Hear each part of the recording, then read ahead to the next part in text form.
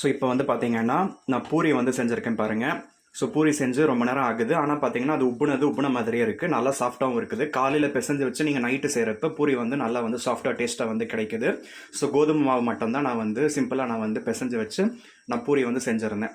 So பன்னீர் butter masala மிச்சம் இருந்தது. அதனால் பார்த்தீங்கன்னா பூரி வந்து தொட்டு சாப்பிட்டேன். தீர்ந்து போச்சு இப்போ.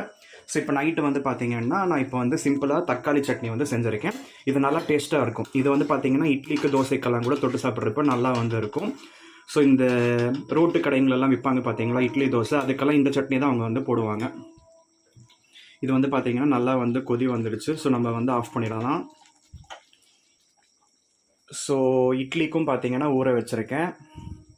ஸோ எத்தனை சாமான் பாருங்கள், கழுவ வந்துக்கிட்டே இருக்குது. யாரோ ஒருத்தவங்க கமெண்ட் பண்ணியிருந்தாங்க, அட்சய பாத்திரம் ப்ரோ அது கழுவ வந்துக்கிட்டே இருக்கும்னு. அட்சய பாத்திரம்னா ஒரு பாத்திரத்தில் நம்ம எதுவுமே வந்து சமைக்க தேவையில்லை, எதுவுமே வந்து நம்ம எஃபோர்ட்ஸ் போட தேவையில்லை, நிறைய வந்து சாப்பாடு வந்துக்கிட்டே இருக்கும். இது என்னடான்னா நம்ம கஷ்டப்பட்டு சாப்பிட்டு முடிச்சு அது வேற அந்த சேர்ந்துக்கிட்டே இருக்குது. அதுக்கப்புறம் அதை வேற கழுவி நம்ம அங்கே வேற நம்ம வந்து கவுத்து போடணும். ஒரே தலைவலி இதெல்லாம்.